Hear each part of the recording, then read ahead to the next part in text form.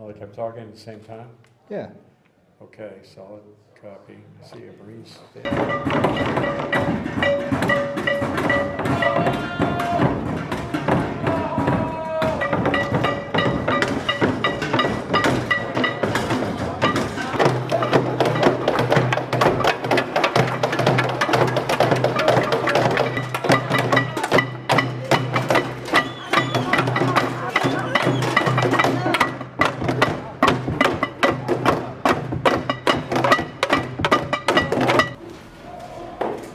And I don't know, it might be more convenient and easier if we just sit across from each other.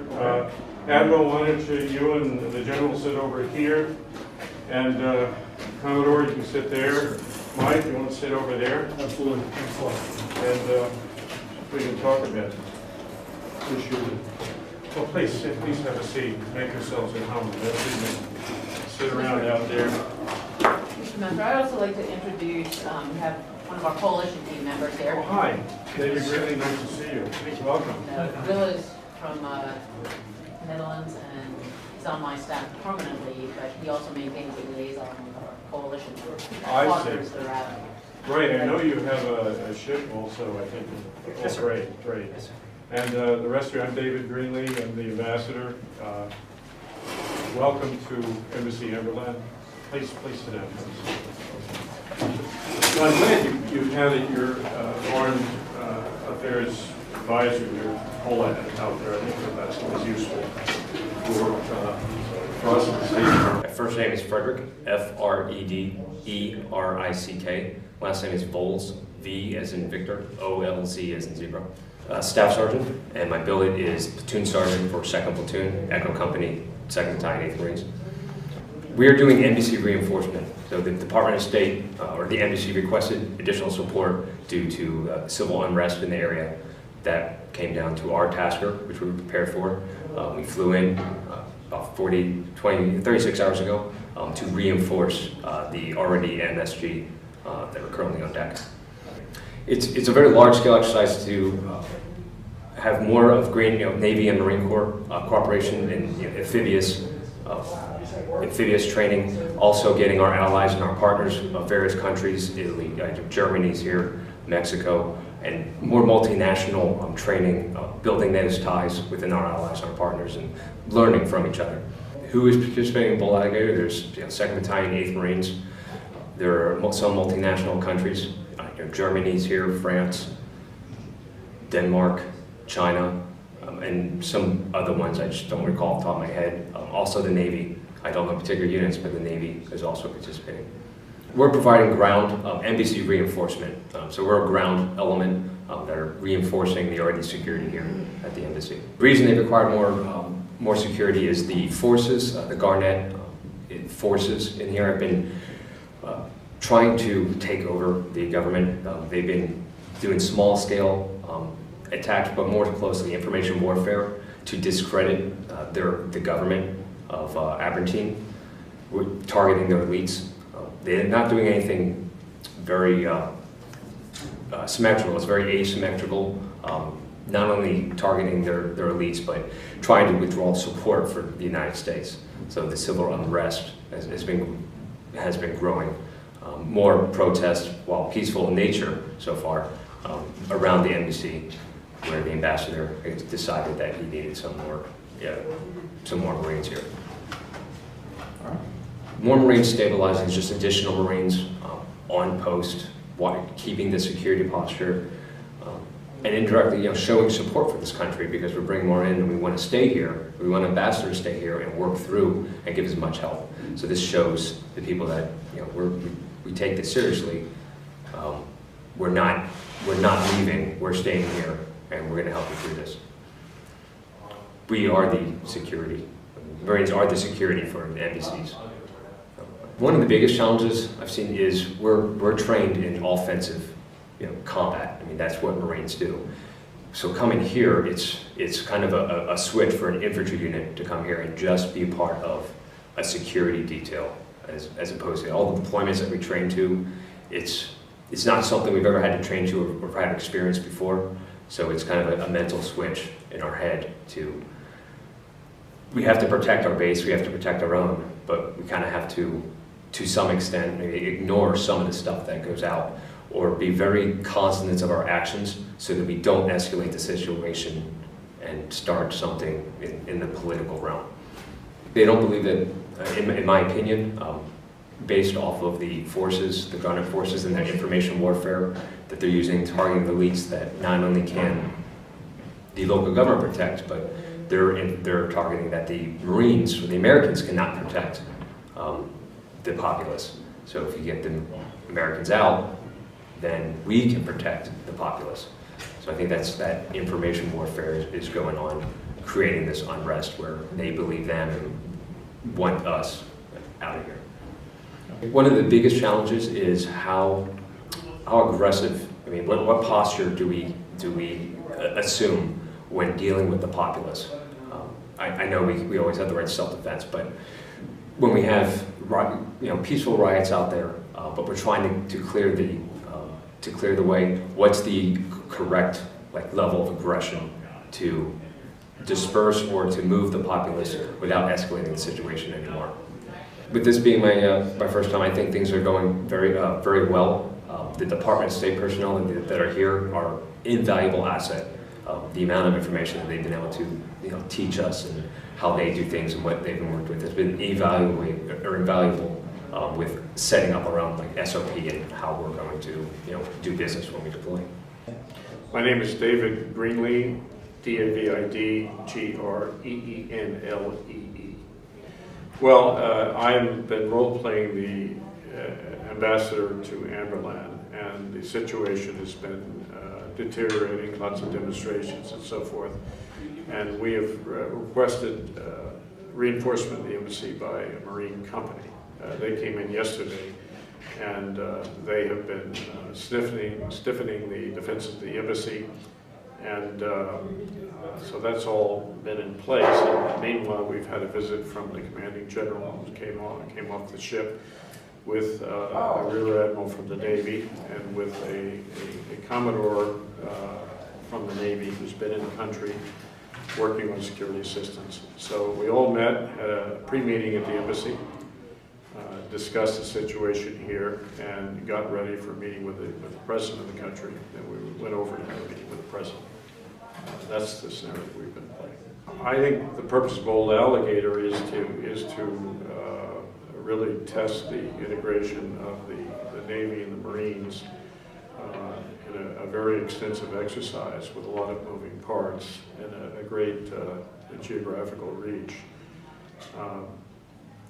I've been involved in the development of the scenarios to some extent, at least as it regards the interagency components and the State Department piece. And a lot of things are being tested, and I'm really only involved in one part of it, but it's very ambitious and I think quite realistic. Well, I understand there are a lot of countries represented in the coalition. I think there could be as many as 19. I understand there's a Mexican ship, I think a Danish ship, there's a Dutch ship, and it's quite an integrated coalition staff. And part of it that I'm doing is not the military part. And so I've just been playing the State Department, and there are other interagency people playing roles that relate to the U.S. government and non-governmental organizations. The Marines are great crisis responders, and we, in the scenario, had a crisis, needed people to come in, needed military people to come in and augment the security of the embassy.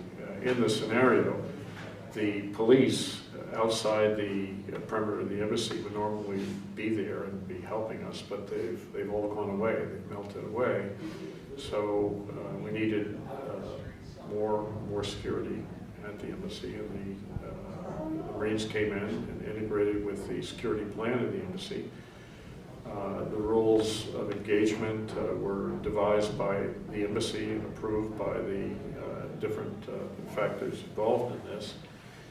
And the Marines who came in were working under Chief of Mission Authority, in other words, my authority as ambassador, and working under the Regional Security Officer of the embassy. So I think that was very, very realistic and a bit of a change from the normal activities of the Marines who simply work up a chain of command. It's military.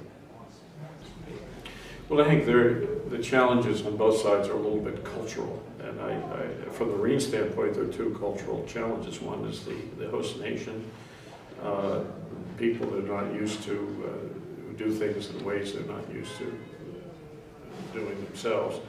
And there's also the culture that it's the military culture and the culture that's the embassy culture, which is civilian and intergovernmental, so interagency, I should say, not intergovernmental.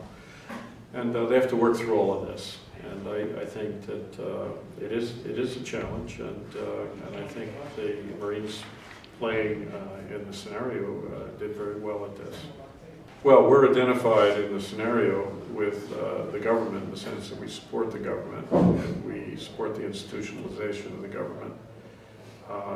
These are bad economic times in Amberland. A lot of people are upset and out of work, and then there are lots of issues that relate to differences between clans and other sociological issues.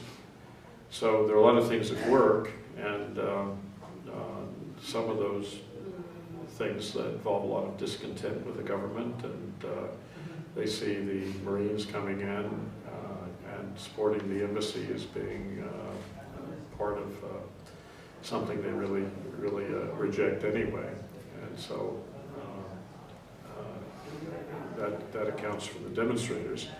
There are other people in Amberland who very much support the embassy and the Marines coming in, and are lined up with the president, but they're the silent majority out there. So I think typically when there are problems in a country, you get demonstrations around U.S. embassies because the U.S. is such a big player internationally, and the thought is usually that if something's going wrong, somehow the U.S. could either fix it or is responsible for it going wrong. So the protests are fairly natural in our environment. Well, I think, again, the last 2 days, the first day was the embassy reinforcement. I think that went very well. I think today, the pre-meeting with the commanding general and with the Navy Rear Admiral and with the Commodore who's doing security assistance in country, and with the foreign policy advisor, a civilian who works for the commanding general. I think that pre-meeting went very, very well. We talked about a lot of different things that the Marines were doing and the Marines and the Navy together could do for the country, and how to describe that both privately to the president, but also publicly if asked. If didn't happen to be a press conference, but certainly the commanding general was prepared to talk to the press if he had to. The follow-on meeting with the president, I thought, also went well.